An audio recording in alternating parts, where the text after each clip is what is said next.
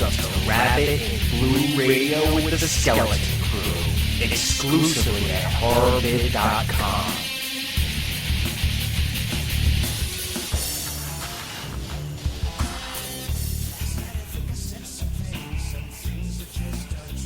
Hey, what's up, everybody? This is Rabbit and Blue Radio with the Skeleton Crew. This is Alex, Michael J, and our special guest host, Dan J. All right, Friday 13th Part 2. Now, this is my personal favorite Friday 13th, and as you guys know, the friggin' MPAA censored this movie to death. 48 seconds were cut. Now, I don't know if you guys know anything about editing, but that is an incredible amount of time. It is. Oh, absolutely. It's my favorite too, by the way, Alex. It's I think that and 4 are tied for the best. It's beyond good.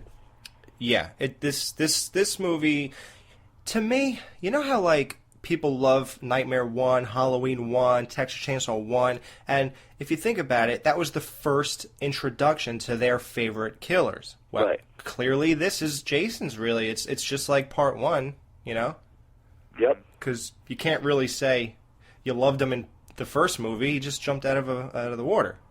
Yeah, it just doesn't count. I don't care what anybody says. It's considered a dream sequence. It didn't count. So, number 2, you know, the resurgence of Jason. You know, it's iconic. It's legendary. It's epic. Yeah, it is epic, and having no hockey mask even makes it more. It makes it feel like you were there from the beginning. You saw the evolution of this guy. Oh, when that mask came on that first time with that one eye sticking out, that was some creepy shit. Yeah, definitely. Now, in this movie, he was about 33 or 34. Okay, it raises questions. Here's my first biggest. I think this is the biggest mystery of Jason Voorhees ever.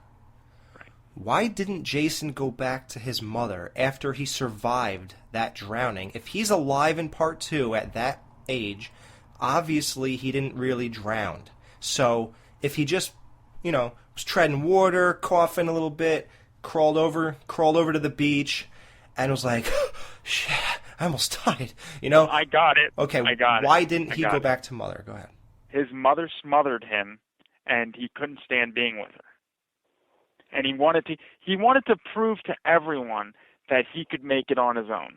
But his whole life seems to be based on his mother. I mean, he killed. No. He hates his mother. I mean, I think he has like a deep-seated resentment towards his mother. And then when he sees his mother get decapitated, that just triggers something, and he's just thinking, well, you know what? I should have done it myself. So you think he has the Norman Bates effect, where Norman was obsessed with his mother, but at the same time he resented her? Most definitely. Really?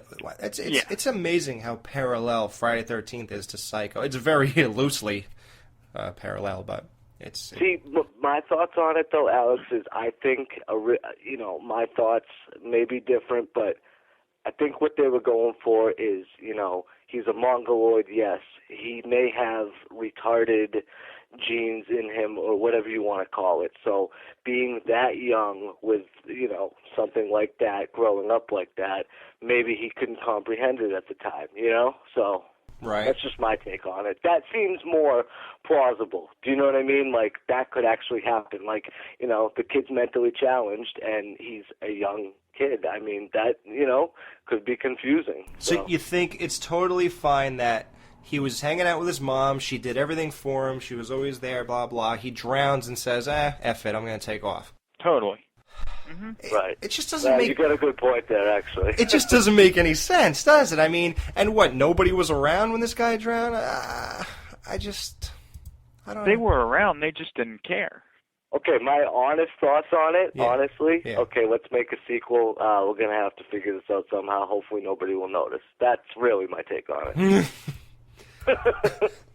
Okay. Right. Okay, I'm going to go with that one. Yeah, you know what? I really like, you know, Dan, I really like to answer these questions as if the movies were real, so if we could just stick to... No, I'm just kidding. All right. Yeah. And can we just talk about Amy Steele as far as one of the best heroines throughout all movies, the whole Friday the 13th series? Because I think she's definitely in contention for the top. I mean, that's debatable, but she's one of my favorites, and she still looks hot. Well, I don't know. I think it's a debate between hillbilly heroine and black tar heroine.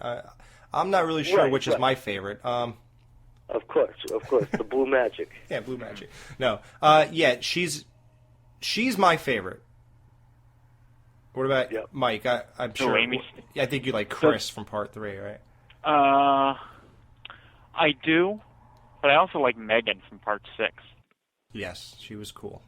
Yeah. Well, I liked Amy Steele too because when she played Jenny, it shows her at the bar, and she almost has a lot invested in it. It seems like throughout the whole series, it kind of got lost. It was just basically like typical girl who's got really no connection to anything except for obviously being on Jason's territory at his camp. But, and she knew about him. She cared enough to, bring it up, and she was sympathetic to it. So I just think that whole setup was really good. And that's why I think it was effective when she puts on the sweater at the end. And, she's basically, it's a mind thing. And it's not just, hey, slasher, I'm going to, trick you and hit you with the thing, which she does, but she uses her brains, and she does it in a way that outsmarts them, and that's what I love about that character. Yeah, I'm glad you said that. Like, those little things like that, those scenes that bring you into the, like, she's feeling something, she has depth, and when people with depth are being chased or even get killed, ultimately, that's when it means something. And it's funny because Friday the 13th movies are known as the mindless, fun, stupid movies that are just garbage. And there's no character development. It's line them up, knock them down. And you know what? I don't think it was at this point yet. And you can say even Part 1 was sort of a, knock them off movie, but I don't know, man. I feel like I connected with almost every character to this point. Yeah. No, I agree. Entirely you do. Yeah. I mean, there's a couple. I mean, of course, you don't really connect with Terry unless you really hate to see that ass go. Go to waste. That was the best nudity in the film, by the way. Actually, it was really the only nudity in the film, but it was the best. It was phenomenal. Yeah. I mean, it was brief. Right. But it was very brief, but for that brief moment, yes. It was incredible. Hey, another thing I wanted to mention about this movie, too. Remember how the two guys, the couple, rather, that sneak off camp? And Sandra and Jeff. Yep. Yeah. Yes. Yeah. Remember they find the dog that looks like, what's Muffin. The dog's name? Muffin. Yeah, there you go. Yeah. What are the chances that there'd be a dog that looks exactly like the dog that this girl has? Because obviously Muffin makes a triumphant appearance at the end. But I just find that so crazy. Like, it just seemed like a stretch. But it was effective, too, when the dog came back. And then, obviously, that set up the window crash scene, obviously, by, throwing in we made it through, just like the first ending to the first movie. She's almost at the thing. Here comes Jason. Right. Same thing. Muffin's okay. All right, we're good. But I just thought that was a little, obviously unbelievable. But then again, Well, listen, it might be good technique. Think of it like this, Dan. As an audience, you're supposed to be so invested in the fact that you're baffled. Or like, wait a minute, I thought this dog was... Oh, jeez, don't... Right. Oh, I'm sorry. Oh, look, it worked. See? You literally scared me half to death. I jumped over here. It worked. See? So there you go. It's effective. I know my stuff. God, Mike. I know my stuff. What are you going to do? Jesus Christ, Mike. One more outburst like that, you're back on... I'm back in limbo? Yeah, you're gonna be on the big vacation we took from Horror Bit again. Okay. You're going back to Blog Talk, son. Oh, please no. I don't want Blog Talk. That's a fate worse than death. That Blog Talk was bad. Yeah. Okay. One of my favorite scenes was when the cop was driving down the dirt road and he sees Jason dart across the road. Awesome. That poor cop too. It seems like he chases him for about 5 miles, huh? Yeah, but can I also give an award here for best sound effect that a character makes when he's running through the woods and he trips on something? He's like, what? Who did that? Dude, it's me. Listen, go back, put in Friday the 13th Part 2. And because I don't know if you know, well, the people listening don't know this, and Alex, you might know this, Dan, you might from past experience. But I laugh at the most inopportune times, like when people just make a noise, I'll laugh. Or if they fall unexpectedly, I'll laugh. When I watch Friday the 13th Part 2 and that cop is in the woods and he's running and he hits the tree and he's... Yeah, oh, yeah. Yeah, I know that one. Yeah. Well, you know what? What I really liked about that entire scene? You see someone else chasing Jason for a change, and you don't really see that. Oh, absolutely, and it sets up, the intro to his house too, which is really creepy too, and I thought that was really effective. Dude, you know how we make fun of? I just made fun of how he's running 5 miles in, but the fact of the matter is, it just kind of shows you that it was pretty believable, that he could be living there. Just far enough to where nobody would see him, but, far enough to be out of the way and, but right near the road, so...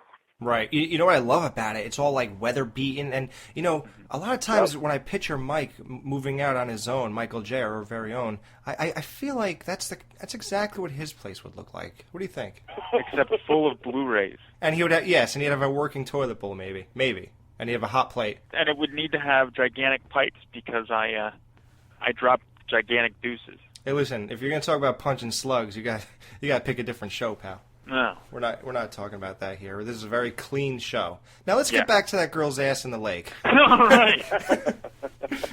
Okay. Does anyone else find it disturbing that Jason took his mom's pants off to put them on that shrine? Wait, did he? Yes. Where are her pants? I never saw her pants. Right under her sweater, basically. He actually, like as if you laid your clothes out to see how they look before you go out to a club. And that's really her pants? Yeah, and even, do you have that 25th anniversary little thing that... I certainly do. Okay, when they're both standing there, look at that, and the pants are there. Actually, I can look at it. It's actually right here. All right, get up off your knees.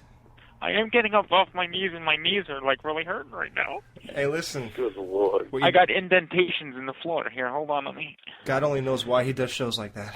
I'm putting the light on. Yeah, I see them. There are pants. Yep. What do you think? I confirm, pants. Now let's walk through this whole thing. Jason's mom's dead. Her head's laying 5 feet from her body. Yes. He pulls her into his shack, puts her head in the middle of the table, takes her... Do you think that he really... Wait, whoa. You know what? Here's the thing. Obviously, in Friday the 13th Part 2, they're at Packanack Lodge, is it? That's right, Packanack Lodge. And in Friday the 13th, they're at Crystal Lake, right? So yes. Obviously they're close. Well, it's on the same lake. Right, but Jason's shack is probably more on the Packanack side, I think. Right. I don't think he drug her through the woods. I think he did an old-fashioned fireman carry. Oh, my God. That's what you were contesting? Yeah. Mike, one more time, you're off the show. Yeah, I just fell asleep. Oh, my God. I think everybody just clicked off this. Oh. You think so? Oh, my God. Okay, anyway. You freaking son of a... All right. In that final scene, remember when they're, pulling away from the shrine and you see the head and all that stuff? Jason's mother's head. I'm sorry. I have to be, people don't hear what's in my head. And they're pulling away. I'm sure a lot of people already know this, but if for some who don't, then I'll tell you. They actually put an actress up through the table, and she was wearing a mask. Mike, what's that sound? Ow. Hold on. Can we be professional? Are you professional or not? Yeah, that's better. That's better. Thank you. Okay. Anyway. I just can't work like this. Okay, anyway. Yeah. When they're pulling away, they actually had an actress sit under the table wearing the mask of what Jason's mother's head would look like. And what they were going to do was, when they pulled away, she was going to wink at the camera. But luckily, the genius Steve Miner decided this was going to be like a hokey thing that would cheapen the movie's impact. Oh, thankfully. Thank you, Steve.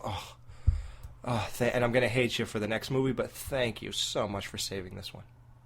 Yeah, and that music at the end, too, is memorable. Yes. The music in the first two movies is perfect. Yes. Yeah, absolutely. but the third one is pretty much the same thing. Actually, Yeah. 1 through 5 kind of use the same cue. Actually, no. No, 5 Honestly, is a little too 1 much. through 6 use almost the same cues. 7, they kind of, well, because 7 is a different guy, but we'll get into that later. It represents the 80s just so It does. perfectly. Yeah, well, the beginning of part 3 does in a bad way. Oh, yeah, I couldn't agree more, sir. Yes. I really hate how people chalk up the end of part 2 as a dream just because part 3 dismissed it. Like, how much better is it of an ending if Jason really jumped through that window and got Ginny? What the hell kind of ending is hitting... Yeah, but obviously he didn't because she's wheeled away. Unless they had her, being wheeled out in a body bag. Well, that's the mystery of Paul. Now, Dan, do you think Paul died? Because remember how Ginny was like, Paul? Yeah, see, I don't think he did, no. And I believe I saw in an interview somewhere that as far as Amy Steele was concerned, that he did not die, no. Right, good. Okay.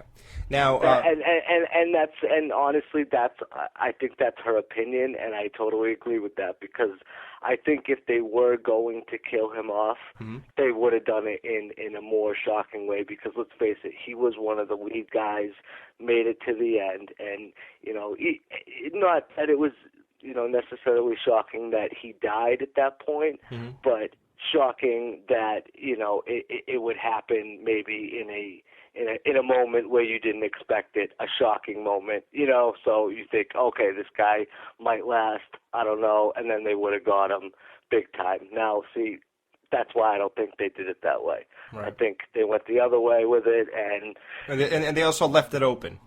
Exactly. Yep, they definitely did, and I like that, and I like how they did that. To be perfectly honest with you, I like movies that leave it open, that aren't definitive, because let's face it, at that point too, they didn't know where number 3 was going to go, and right. It's same with Adrian King in the first one going on to the second. You never know who's going to come back for a quote unquote Drew Barrymore role, so you got to keep it open, and I think they were smart of them.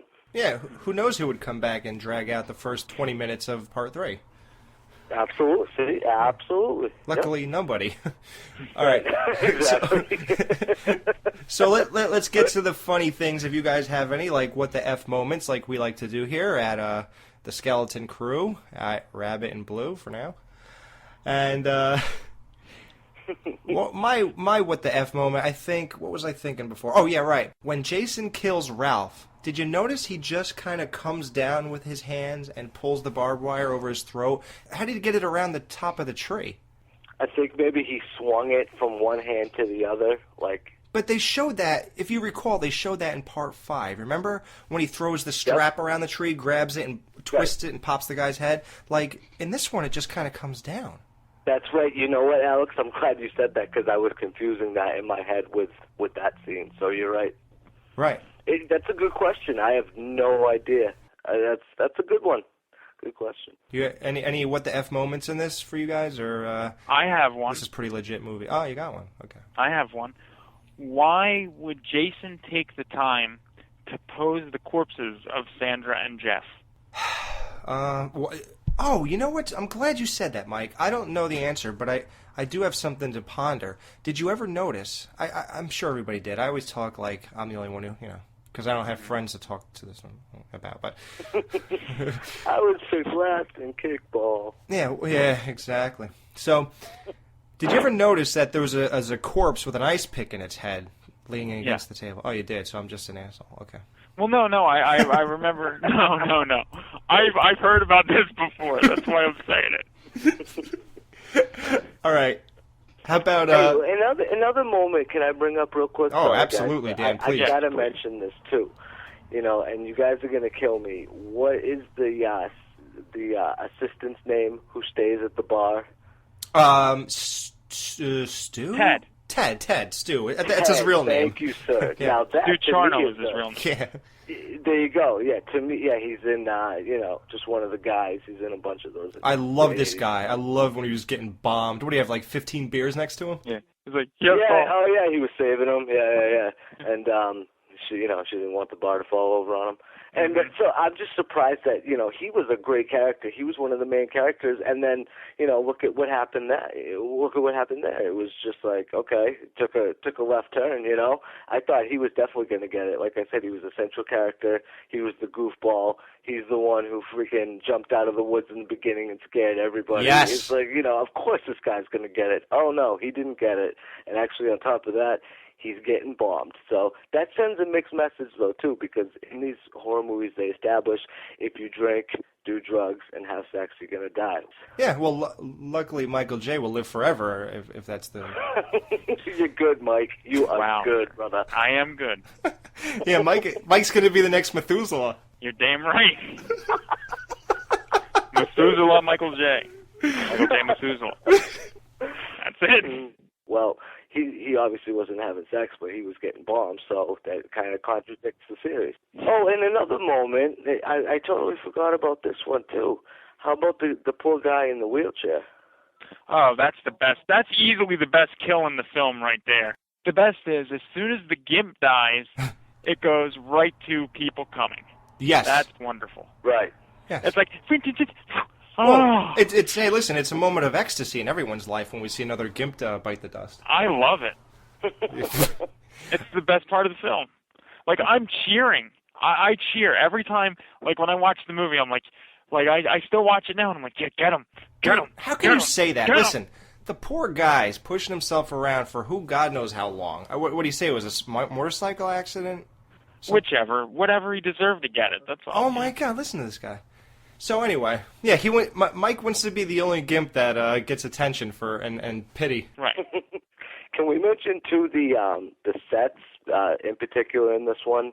The place where they were all staying on the deck, and the parking lot area. It was basically just one spot. They didn't have a lot of setups. It was basically that, and even when the what's his name's going over all the activities, Paul. And Paul when he's giving his lecture, they're all right there. So it's basically that's it. And I think that's one of the best sets in all of the series. I mean, if you think about it, there's no central set except number 4, which I think is the definitive set of all the Friday the 13th movies, but this is definitely a close second. I love that huge, wide deck and just everything, Right.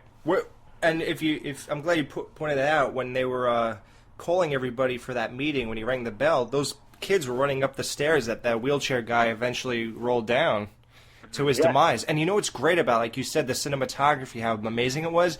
The best that you really don't see was when they freeze framed it, and then like what they do, zoom away or something like that. Or it was like a dissolve. Yeah, do they pull in or zoom away? I can't remember. I'm not sure. No, actually, they pulled back. Back, right. They pulled back, and you just kind of like saw the chair kind of like fall into frame. Right, yeah. Gotta love the 80s. Yeah, and I remember I brought this up. We interviewed... how can we not talk... Russell Todd. How can we not talk about him? He shot the chick in the ass, man. That guy was cool. I liked him.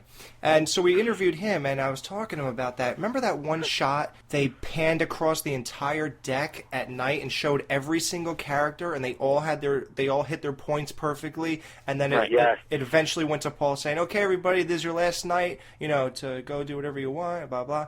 That was a great scene. A lot of people overlooked that. That was Thank you. That was I'm so happy you said that, Alex. That's one of my favorite scenes too. It's perfect. One continuous shot. It lasted like 3 minutes maybe.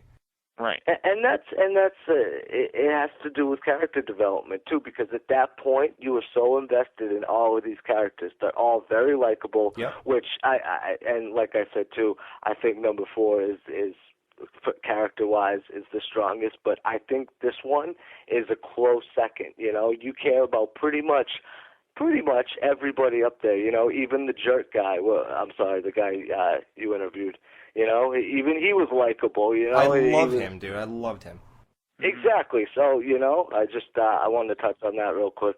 Yeah, his name was Scott, and he had a great kill. Also, everybody always talks about how the blade was upside down when it cut his throat when he was hanging from the tree.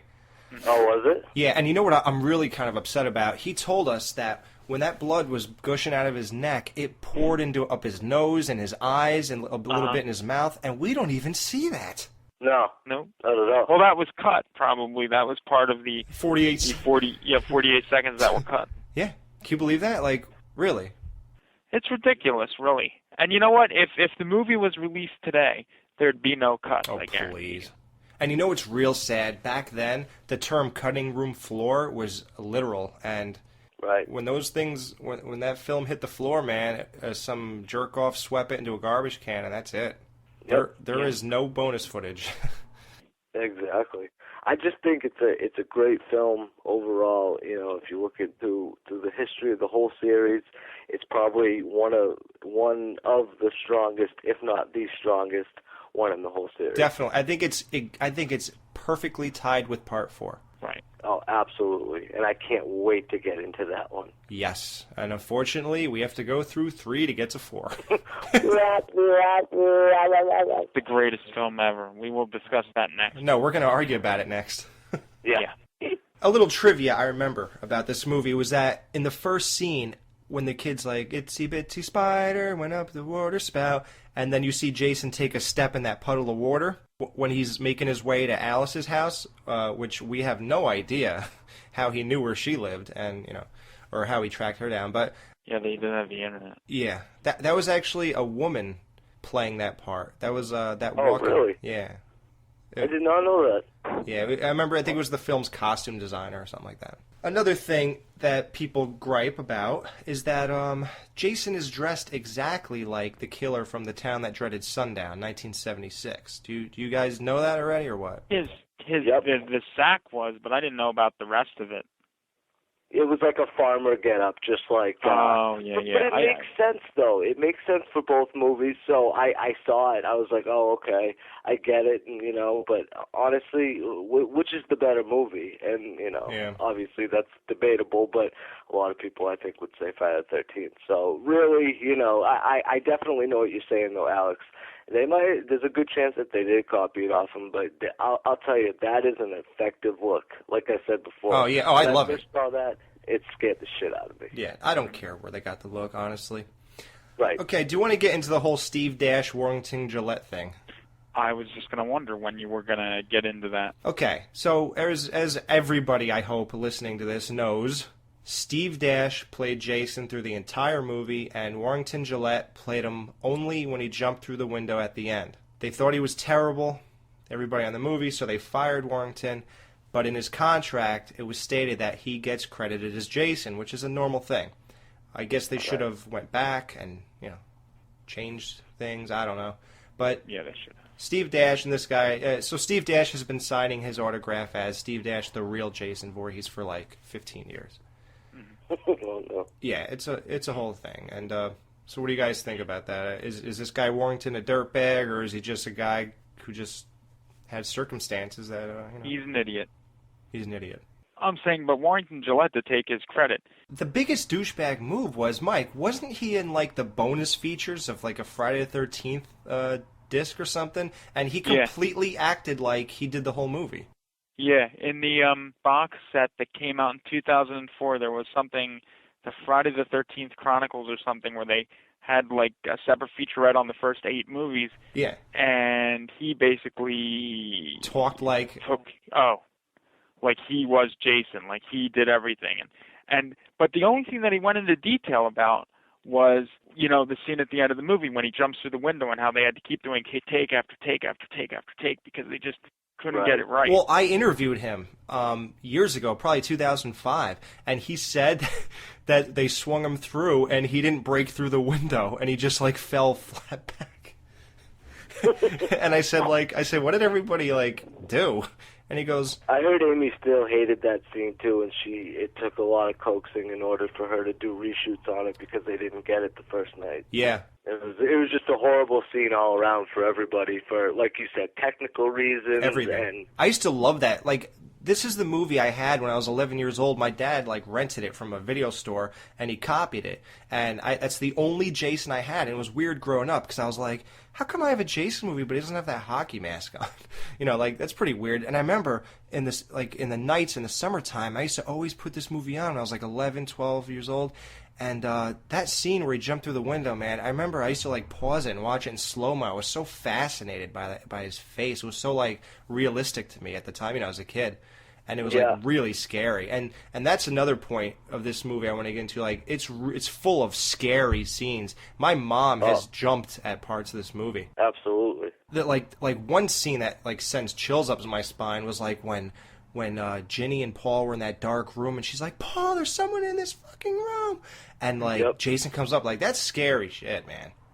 And how about when she goes in the bed and he jumps up when he's in the bed? Oh, yeah. When he sits up? Yeah, he sits up and he slashes Vicky's leg open.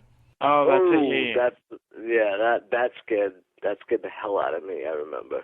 Or, I got the other one. How about when she's under the bed in the one cabin thing, and he's in there, and she sees the mouse, and she pisses her pants, and you see the piss, and then he just like, she comes out, and he's like, ooh, and he goes to get her with the pitchfork. That's another good one. I have a debate for you guys. Yeah. Okay. Did you not think that rat pissed?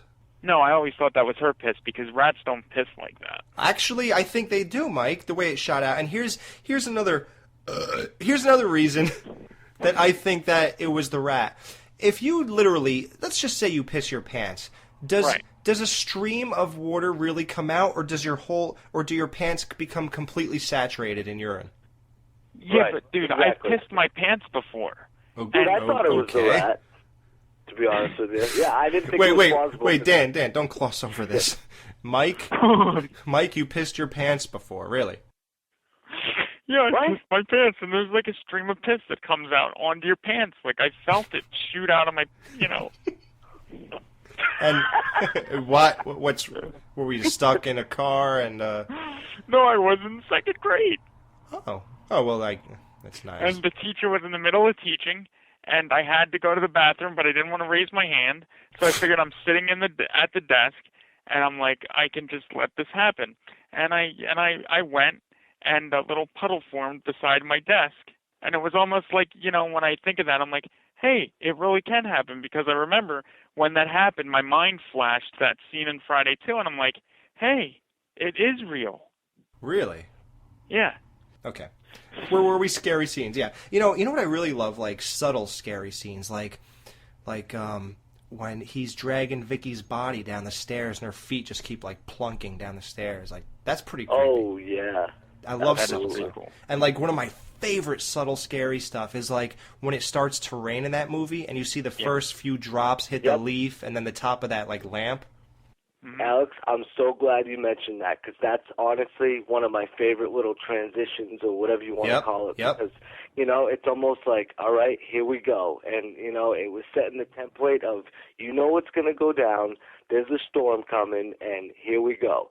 And, and it's just great. That's like, and a lot of movies have done that too. Not as effective, but that's just one of those things that, kind of gets swept under the rug. Not too many people notice, but that's setting up some epic scenes that, obviously at the time they didn't know how well it was going to do, but it goes down in history as one of the best endings, I think. Yeah, cinematic, perfect, it's just perfect. When Ginny sees the doorknob turning and he stops trying to get in, and then she goes to the window and she reaches on each side of her and she keeps looking at the doorknob and she's right about to, and all of a sudden his hand busts right through the window and goes to grab her.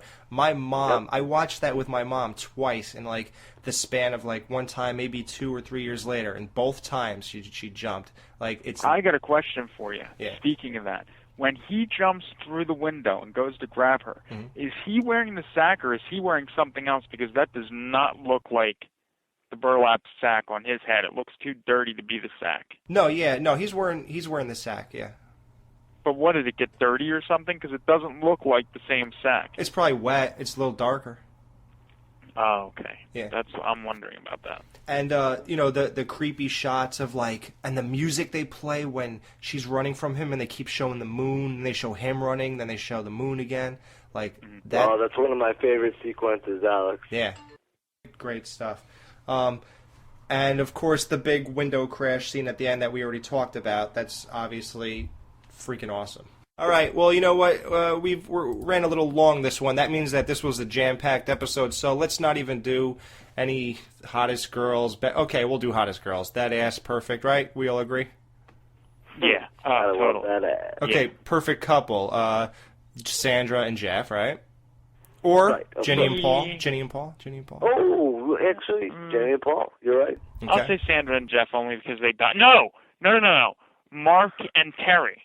No. Her name, no, Mark and Vicky. I'm sorry, Mark and Vic. I thought you said Whoa. This guy just said he hates Mark 5 minutes ago. I do, but that doesn't mean that I don't want to see the guy happy. Oh my That's god. shame that he Mitt Romney. Yeah, he just wants him dead, but he wants him happy. Well, I guess he will be. I just wish he would have gotten laid first before he got off. That's all. Exactly. I was gonna say that. Come on, let the guy blow a load. He wouldn't be able to feel it, but it doesn't matter. Mike, say your favorite line. Did you get done at least blowing it first? That's from my movie. Mike has a movie where some guy says, "I just got done banging your sister." Yeah, Camp Out Nightmare 6. Yeah, Camp Out Nightmare 6. You could all watch that on YouTube if you have an hour and a half to kill. Hour and 27 minutes. I'm sorry. That I edited from an hour and 58 minutes? No, 2 hours and 11 minutes. Holy Christ. Can you believe he thought that movie was so good he couldn't edit a minute out of there? And I cut it down to half. Keep this. This must stay in. Yeah, and I got it to half the amount of time. It's still good. Right. All right. You should take that line and use that somewhere. That just get done at least blowing it first. I will try to edit in the show if I have to. How is it? Is it good for you? Come on. Perfect. What do you want, don't you know? Things to do. What? Get home and finish fucking my sister? Did you get done at least blowing it first? So let's not worry Good. about that. All right. Fine. Okay, we'll do it real quick because this is a long episode. The best kill, I'm going to say the wheelchair, right? Yes. Okay, Dan. You Yeah. got the wheelchair. You got Vicky. You got the. You know what's really messed up? The one kill is off screen. The girl with the ass, Terry. Terry, yeah. Yeah, what happened with her? I forget. Please refresh my memory. Yeah. Yeah, she just screamed and kind of went into the camera, and that was it. That was it. That's right. Yeah, that was kind of lame. I don't like stuff like that. You know, if you're gonna have a slasher, then let it be a slasher. But I understand what they're doing at the same time because they don't want to just do the kill. They want to be suspenseful at the same time. So I see it. I get it. Right. I'm not gonna lose any sleep over it. Oh, I lost plenty of sleep over that. Restless nights. Do you want to rate it, too? Yes, let's rate this movie. Well, this in the realm of what we're doing on this special, Friday the 13th special on Horror Bid, this is a 10. I give it an 8. I'll keep it with the 8. Okay.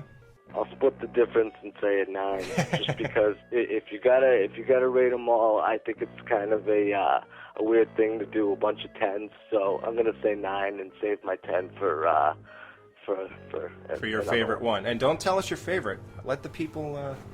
Well, I think I said it a few times. I think it's evident, but number 4. Oh, did you? I don't pay attention to anything anybody says but me. Yeah, right? No, I'm just kidding. Obviously, it's Jason Takes Manhattan. I love you. Yes. No, yeah, number 4, but I can't wait to get into that one. So, I know, yeah. I'm just kidding. I knew that. All right. Well, that was it. We hope you enjoyed the second installment of the Friday the 13th special. We really have no good name for this, so we're just going to call it that. 12 Days of Friday the 13th. Ah, right. Oh, there you go. The 12 Days of Friday the 13th. We hope you enjoyed segment number 2, Friday the 13th, Part 2, 1981. So this is Alex. Michael J. And Dan Chase. And we will see you tomorrow for the breakdown of Friday the 13th, Part 3D.